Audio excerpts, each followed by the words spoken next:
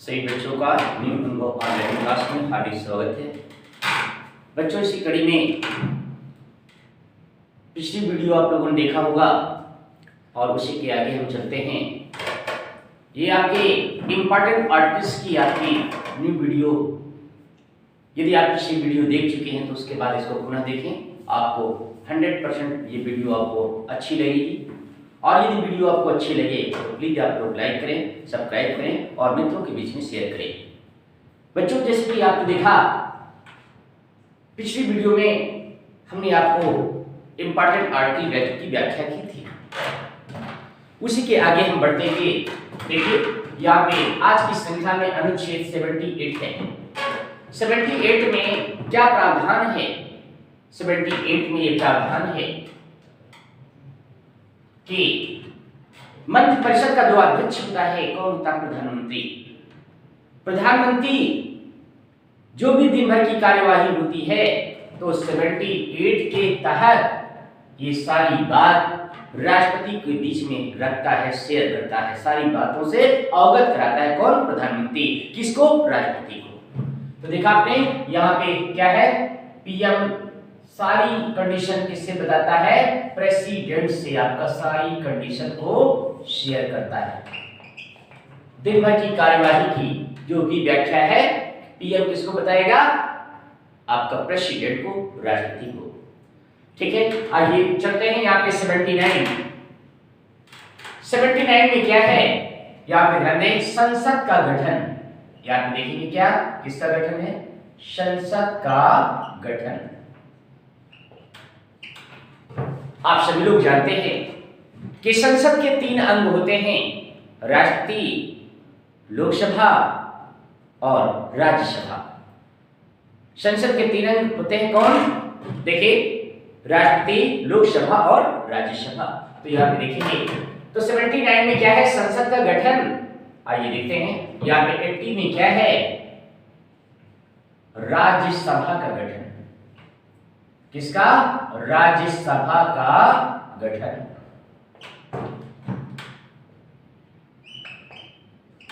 जैसा कि आपको ज्ञात है, राज्यसभा को स्थायी सदन कहा जाता है। राज्यसभा को स्थायी सदन कहा जाता है। आइए देखिए यहाँ पे क्या है?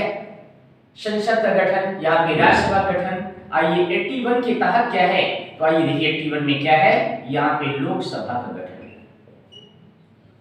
यहाँ पे क्या है? लोकसभा का गठन।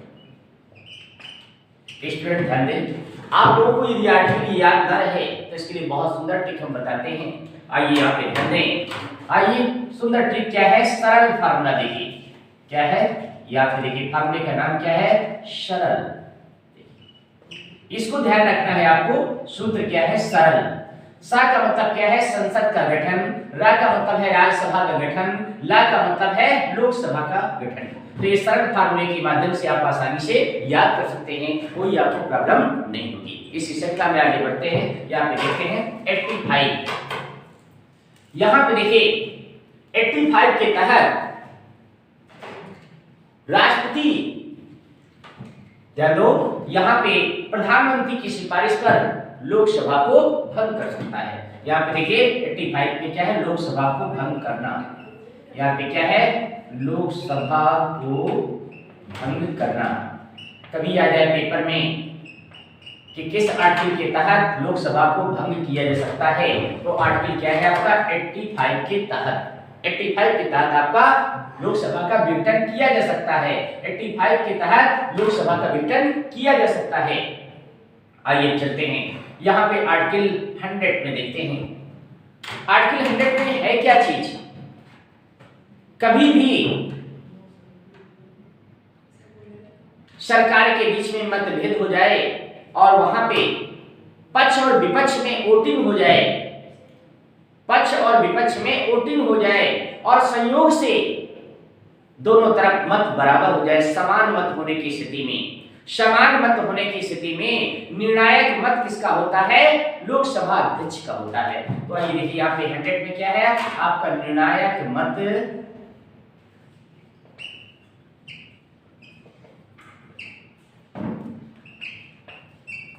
लोकसभा अध्यक्ष का।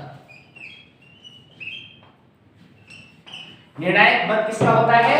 लोकसभा अध्यक्ष का होता है। लोकसभा जिधर चाहेगा वो आपका क्या है? विजयी होगा। ठीक है ना, वो क्या है? वो पक्ष आपका विजयी होगा। तो आइए देखिए यहाँ पे निर्णायक मत किसका होता है? लोकसभा अध्यक्ष का। आइए चलते हैं 107 में क्या है? 107 में क्या है? तो आइए देखिए 107 में क्या है? सरकारी विधेयक। यहाँ पे क्या है? सरकारी विधेयक। कभी आ जाए कि सरकारी विधेयक का उल्लेख किस आर्टिकल में मिलता है, तो आपको ध्यान देना है। क्या है? 107 के तहत देखिए क्या है? सरकारी विधेयक। इसी श्रृंखला में चलते हैं 108, वेरी वेरी इंपॉर्टेंट। यहाँ पे देखिए 108 क्या है? यहाँ पे देखिए वेरी वेरी इंपॉर्टेंट आपका क्या है? 108। 108 में क्या है? संसद के दोनों सदनों को आहूत करना। क्या है? संसद के दोनों सदनों को आहूत करना। आहूत करना। आहूत का मतलब क्या है? बुलाना। आहूत का मतलब क्या होता है? बुलाना। अर्थात ध्यान दें 108 के तहत संसद के दोनों सदनों को आहूत करेगा। कौन करेगा? राष्ट्रपति करेगा। लेकिन इसकी अध्यक्षता कौन करेगा? लोकसभा अध्यक्ष करता है। इसकी अध्यक्षता कौन करेगा? लोकसभा अध्यक्ष करेगा। लेकिन आहूत कौन करता है? कौन बुलाता है? संयुक्त अधिवेशन को कौन बुलाता है? तो आइए देखिए कौन बुलाता है? राष्ट्रपति आपका बुलाता है। और अध्यक्षता कौन करता है? लोकसभा अध्यक्ष करता है। इसी श्रृंखला में हम आगे बढ़ेंगे। देखिए बहुत ही इंपॉर्टेंट आर्टिकल आपके सामने है। 110 में क्या है? आइए देखिए बहुत वेरी वेरी इंपॉर्टेंट क्या है? धन विधेयक। धन विधेयक 110 में क्या है? धन विधेयक है। अब देखिए इसी से प्रश्न बन जाता है, कोई विधेयक धन विधेयक है या वित्त विधेयक, इसका निर्धारण कौन करता है? तो ध्यान दें, कोई विधेयक धन विधेयक है या वित्त विधेयक है, इसका निर्धारण लोकसभा अध्यक्ष करता है। कौन करता है? लोकसभा अध्यक्ष करता है। आइए देखिए इसके बाद चलते हैं आगे। क्या है? 112 में क्या है? आर्टिकल 112 में किसका उल्लेख मिलता है? तो आइए देखिए 112 में क्या है? वित्त विधेयक।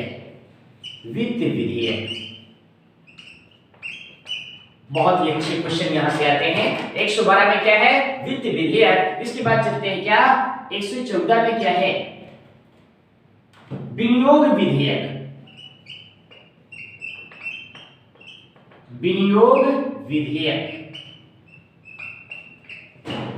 यहां पे ध्यान दें 114 में क्या है? विनियोग विधेयक है। इसी संख्या में आगे चलेंगे। 114 हो गया। अब देखते हैं 115। आर्टिकल 115 में है क्या? तो आइए देखते हैं यहां पे क्या है? अनुपूरक अनुदान। अनुपूरक अनुदान। देखिए अनुपूरक अनुदान के बाद देखिए आर्टिकल आपका 116। यहां पे देखिए क्या है? 116। अनुपूरक अनुदान के बाद आपका ये बहुत ही इंपॉर्टेंट है, अर्थात लेखा अनुदान। ये क्या है? लेखा अनुदान। एग्जाम में आता है कि लेखा अनुदान का उल्लेख किस आर्टिकल में मिलता है, तो आपको क्या लिखना है? आर्टिकल 116 में मिलता है, 116 में मिलता है। आइए देखिए इनकी बहुत अच्छे से हमने व्याख्या किया। 78, 79, 80, 81, 85, 100, 107, 108, 10, 12, 14, 15 और 16। अब चलते हैं क्या है? बहुत ही इंपॉर्टेंट आपका ये आर्टिकल है क्या? 123। यहां पे देखते हैं 123 में क्या है? अध्यादेश जारी करना। क्या है? अध्यादेश जारी करना। अध्यादेश जारी करना। और आपको पता होना चाहिए यह अध्यादेश कौन जारी करता है? आप सभी को मालूम है अध्यादेश कौन जारी करता है? भारत का राष्ट्रपति जारी करता है। कौन जारी करता है? भारत का राष्ट्रपति, जिसे प्रथम नागरिक कहा जाता है। ये जारी करता है कौन? अध्यादेश जारी करता है। आइए इसी के बाद हम चलते हैं 124 में। 124 में क्या है? सर्वोच्च न्यायालय की स्थापना। यहाँ पे क्या है? सर्वोच्च न्यायालय की स्थापना। सर्वोच्च न्यायालय की स्थापना है। यहाँ पे देखिए सर्वोच्च न्यायालय की स्थापना किसमें है? 124 में आपका सर्वोच्च न्यायालय की स्थापना, जिसे यहाँ पे सर्वोच्च न्यायालय को शॉर्ट में क्या बोलते हैं? एससी बोलते हैं। ठीक है, एस क्या बोलते हैं? एससी बोलते हैं, जबकि आपका हाई कोर्ट को क्या बोलते हैं? एससी बोलते हैं। तो देखा आपने यहाँ पे क्या है? 124 के तहत क्या है? सर्वोच्च न्यायालय की स्थापना। आइए चलते हैं 125 में क्या है? 125 में क्या है? सर्वोच्च न्यायालय में जजों की नियुक्ति। सर्वोच्च न्यायालय में किसकी नियुक्ति? यहाँ पे जजों की नियुक्ति, जजों की नियुक्ति। कहां? सर्वोच्च न्यायालय में जजों की नियुक्ति। आइए 126 में क्या है? यहां पे देखेंगे 126 में क्या है? कार्यकारी जजों की नियुक्ति। किसकी? कार्यकारी जजों की नियुक्ति। कार्यकारी जजों की नियुक्ति किसमें है? कभी आ जाए कार्यकारी जजों की नियुक्ति का उल्लेख किस आर्टिकल में मिलता है? तो 126 में मिलता है। आइए ध्यान दें, यहाँ पे 137 में क्या है? यहाँ पे 137 में है, यदि सुप्रीम कोर्ट कोई निर्णय दे देता है, यदि सुप्रीम कोर्ट कोई आपका निर्णय दे देता है तो अपने निर्णय में वो परिवर्तन करने की कैपेसिटी रखता है, क्षमता रखता है। अर्थात देखिए क्या है? न्यायिक पुनर्विलोकन का अधिकार। क्या है? न्यायिक पुनर्विलोकन का अधिकार। अर्थात क्या है? दिए गए निर्णय में परिवर्तन करना, अर्थात न्यायिक पुनर्विलोकन। यहाँ पे क्या है? यहाँ पे न्यायिक पुनर्विलोकन।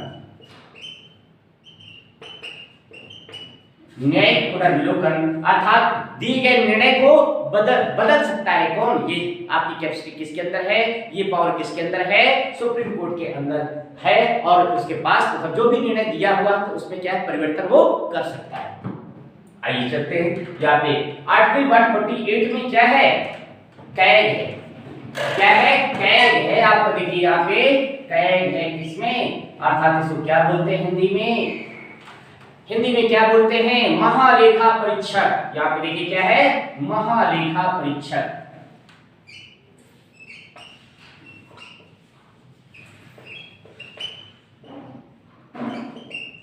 बहुत ही इंपॉर्टेंट क्वेश्चन है। देखिए महालेखा परीक्षक पेपर में अक्सर पूछा जाता है। महालेखा परीक्षक की नियुक्ति किस आर्टिकल के तहत होती है?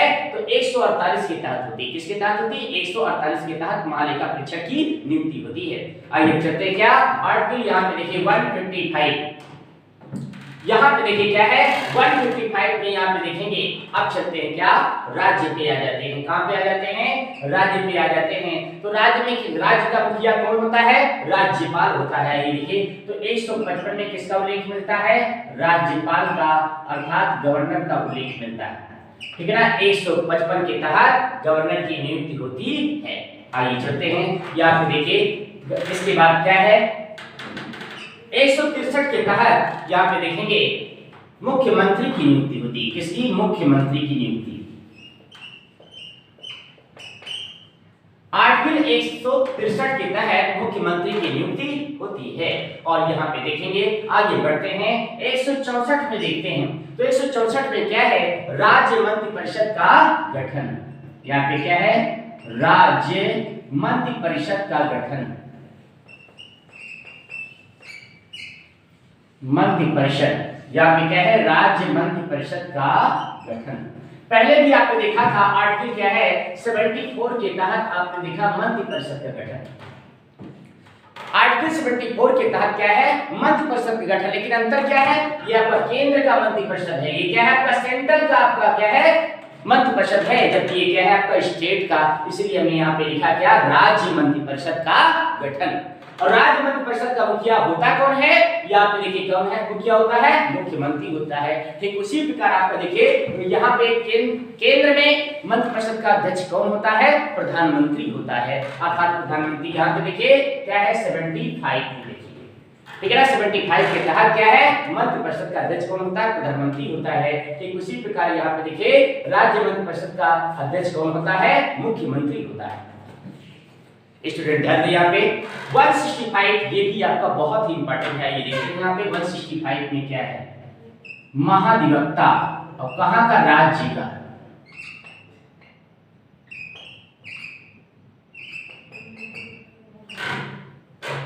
देखिए एग्जाम में कभी आता है कि राज्य महाधिवक्ता की नियुक्ति किस आर्टिकल के तहत होती है, तो 165 के तहत महाधिवक्ता की नियुक्ति होती है। आइए देखिए, ये भी आपका इंपॉर्टेंट आर्टिकल है कि आपका राज्य, यहाँ पे देखेंगे 168 में है क्या, आर्टिकल 168 में क्या है, राज्य विधान मंडल। यहाँ पे क्या है, राज्य विधान मंडल। यहाँ पे क्या है, 168 में क्या है, राज्य विधानमंडल का गठन। राज्य विधानमंडल का गठन जिसका मुखिया कौन होता है, राज्यपाल होता है, ठीक है ना। यहाँ पे क्या है, राज्यपाल होता है। ये चलते हैं क्या 169 में देखते हैं। यहाँ पे देखिए इंपॉर्टेंट आर्टिकल 169, यहाँ पे देखेंगे तो 168 में क्या है, राज्य विधानमंडल। फिर क्या क्या है आपको 169 में विधान परिषद। क्या है, विधान परिषद। देखिए देखा आपने 169 में क्या है, विधान परिषद। यदि यूपी की बात की जाए कि विधान परिषद में कुल सदस्यों की संख्या कितनी है, तो आपको मालूम है कितनी है, 100 है। तो यहाँ पे विधान परिषद गठन किसके तहत है, 169 के तहत है। देखिए राज्य विधानमंडल का गठन 168 के तहत है। आइए इसी श्रृंखला में आगे हम बढ़ते हैं। यहाँ पे देखिए बहुत इंपॉर्टेंट आर्टिकल चल रहे हैं। यहाँ पे अनुच्छेद 170 में क्या है, विधानसभा। क्या है, यहाँ पे देखेंगे आप विधानसभा। कभी आए एग्जाम में कि विधानसभा का उल्लेख किस आर्टिकल में मिलता है, तो विधानसभा का उल्लेख किसमें मिलता है, आपका 170 में मिलता है। आपको ये भी मालूम है यदि स्टेट की बात की जाए कि उत्तर प्रदेश में विधानसभा की कुल कितनी सीटें हैं, उत्तर प्रदेश में विधानसभा की कुल कितनी सीटें हैं, तो आपको मालूम है विधानसभा की कितनी सीटें हैं, 403 सीटें, ठीक है ना। कितनी है, 403 सीटें हैं। आइए चलते हैं, यहाँ पे देखिए आर्टिकल 233 की बात की जाए, अनुच्छेद 233 की बात की जाए, तो आइए देखिए इसमें क्या है, जिला जजों की नियुक्ति। क्या है, यहाँ पे जिला जजों की, यहाँ पे क्या है, जिला जजों की नियुक्ति है। देखिए जिला जज, ये जज आपके देखिए सुप्रीम कोर्ट के अलग होते हैं, जिला जज आपके अलग होते हैं। तो यहाँ पे जब जिला जज की बात आए तो क्या है आपकी आर्टिकल 233 या था 233। इसी श्रृंखला में आगे हम बढ़ेंगे। यहाँ पे 243 में क्या है, बहुत इंपॉर्टेंट, यहाँ पे देखिए हिंदी को राजभाषा का दर्जा मिला। यहाँ पे देखिए क्या है, हिंदी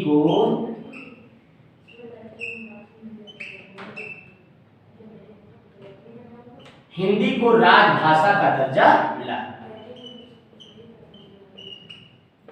हिंदी को राजभाषा का दर्जा मिला। ये आर्टिकल देखेंगे बहुत इंपॉर्टेंट है, 243। यहाँ पे देखेंगे तो 243 से लेकर के आपका कितना 251 तक हिंदी को संरक्षण प्रदान किया गया है। हिंदी को संरक्षण प्रदान किया गया है किसके द्वारा, भारतीय संविधान द्वारा। देखिए यहाँ पे अब चलते हैं, आर्टिकल आपका 280 के तहत क्या आता है, तो आइए देखिए बहुत इंपॉर्टेंट आर्टिकल है, एग्जाम में अक्सर आपकी पूछी गई है। आर्टिकल 280 में क्या है, तो ये यहाँ पे वित्त आयोग का गठन। क्या है यहाँ पे, वित्त आयोग का गठन। वित्त आयोग का गठन देखा आपने, 280 में क्या है, वित्त आयोग का गठन। आइए देखिए 281 में क्या है, ये देखते हैं। देखिए 281 में क्या है, वित्त आयोग की सिफारिशें। वित्त आयोग की सिफारिशें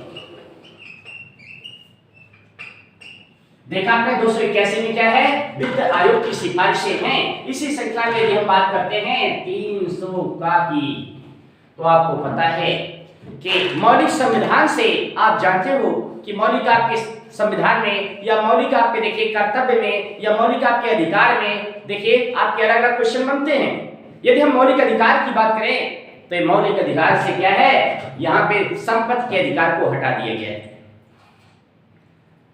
मौलिक अधिकार में संपत्ति का अधिकार हटा दिया गया है। कहां से हटाया गया है, यहाँ पे देखिए यहाँ पे 31 से हटाया गया है।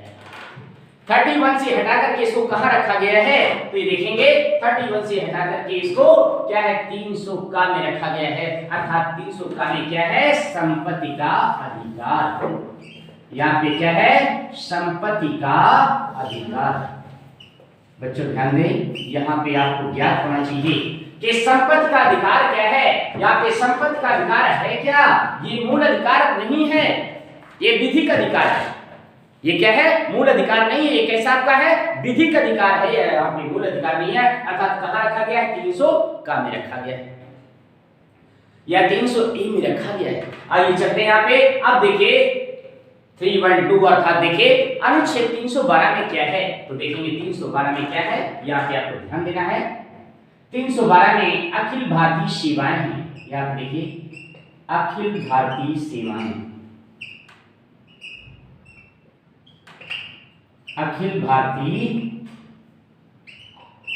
सेवाएं। देखा आपने आर्टिकल 312 बहुत इंपॉर्टेंट है। क्या अखिल भारतीय सेवाएं, ये अखिल भारतीय सेवाएं क्या होती हैं, आइए हम बात करते हैं अखिल भारतीय सेवाओं की। जब बात करते हैं तो अखिल भारतीय सेवाएं आपकी 3 प्रकार की होती हैं। वो कौन कौन सी होती हैं, एक होती है IAS, एक होती है IPS, एक होती है क्या IFS। ये 3 सेवाओं को क्या कहते हैं अखिल भारतीय सेवाएं कहते हैं। IAS का Indian administrative service, Indian police service, Indian forest service. तो देखा आपने अखिल भारतीय सेवाएं कितने प्रकार की होती हैं, अखिल भारतीय सेवाएं 3 प्रकार की होती हैं, जिसका उल्लेख किसमें मिलता है 312 आर्टिकल 312 में मिलता है। स्टूडेंट ध्यान दें, यहाँ पे आर्टिकल 115 की बात हम करते हैं। आर्टिकल 115 में है क्या ये देखेंगे, तो आइए देखिए लोक सेवा आयोग,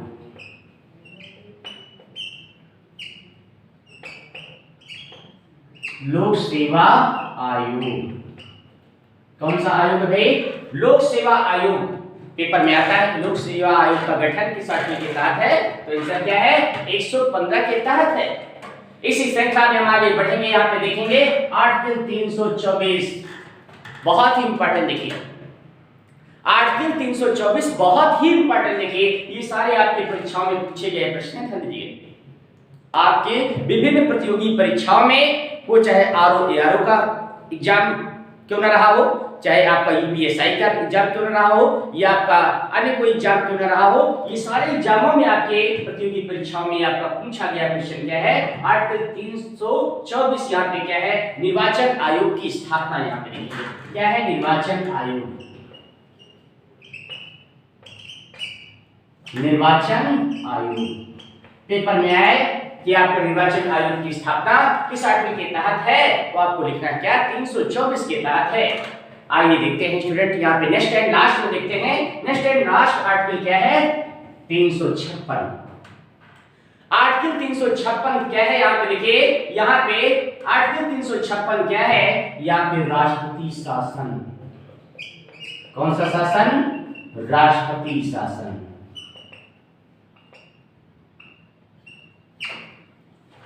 किसी भी राज्य में राष्ट्रपति शासन लगता है सरकार की विफलता के कारण, तो उसका उल्लेख क्या है आर्टिकल 356 के तहत है। आपको ज्ञात हो कि सबसे पहले राष्ट्रपति शासन कहाँ लगा था, तो आपको मालूम है कि सबसे पहले राष्ट्रपति शासन कहाँ लगा था, पंजाब में लगा था। सबसे पहले राष्ट्रपति शासन कहाँ लगा था, पंजाब में लगा था। तो स्टूडेंट ध्यान दीजिएगा, बहुत अच्छे से आर्टिकल आपको हमने यहाँ पे एक्सप्लेन किया है, बहुत ही अच्छे से एक्सप्लेन किया है, और हम उम्मीद करते हैं कि आपको बहुत अच्छा समझ में आया होगा। इसको आप 2-3 बार बढ़िया से प्रैक्टिस कर लीजिए, और सारी आपकी इंपॉर्टेंट आर्टिकल्स आपके सामने हैं, और आप लोग एग्जाम में कोई भी आर्टिकल आपकी बाहर नहीं जाएगी। एग्जाम में जो भी आपका आएगा, आप कहीं ना कहीं आपका ये हमारे नोट से आपको मिल जाएगा।